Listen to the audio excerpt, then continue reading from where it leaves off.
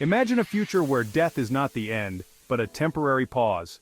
This is the audacious vision of cryonics, a field that seeks to preserve human bodies at extremely low temperatures after legal death. The hope is that future medical technology will be able to revive these frozen individuals, offering them a second chance at life. The concept might sound like science fiction, but the driving force behind cryonics is a fundamental belief in the power of scientific progress. Proponents argue that if the structure of the brain where memories and personality reside can be preserved, then consciousness could potentially be restored.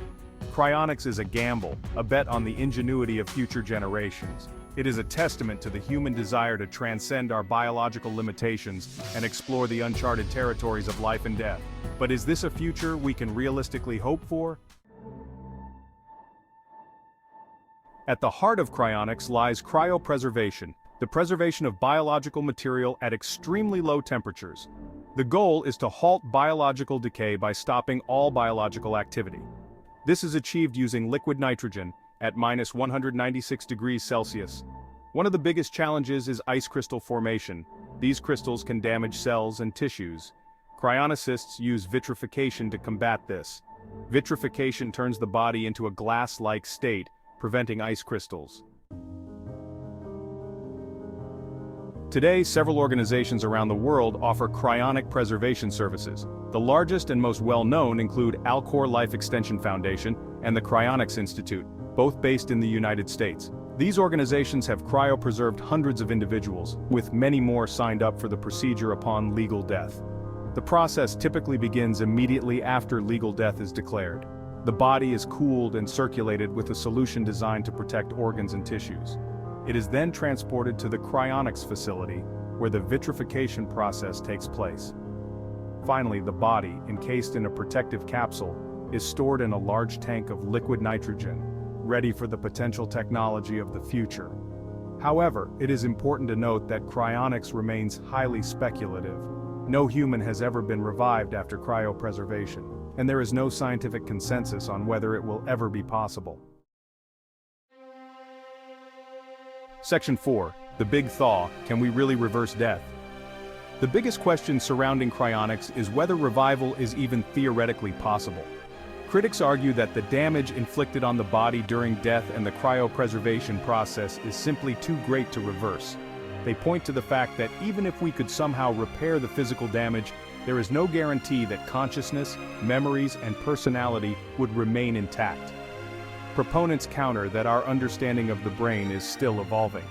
They believe that future technologies, such as advanced nanotechnology, could potentially repair the damage caused by freezing and restore the brain to a functional state. The debate hinges on the nature of consciousness and whether it is intrinsically linked to the physical structure of the brain. If it is, then cryonics might offer a way to cheat death.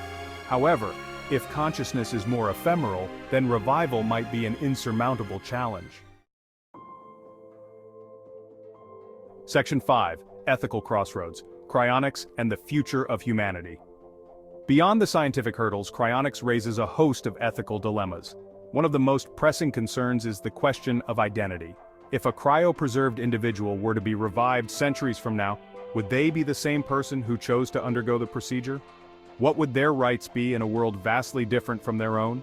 Another ethical consideration is the issue of access. Cryonics is an expensive procedure, potentially creating a future where only the wealthy can afford to extend their lives indefinitely. This raises questions about fairness and equality in a society where death is no longer an inevitability for all. Furthermore, the prospect of reviving cryopreserved individuals raises profound questions about the meaning of life and death.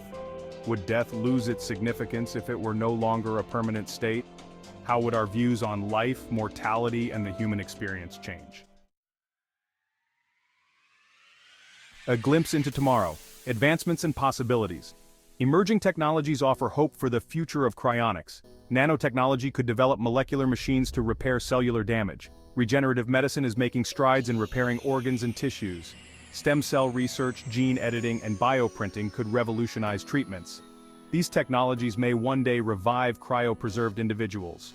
Cryonics remains speculative, facing significant scientific and ethical challenges. It reminds us of human ingenuity and our quest to unravel life's mysteries.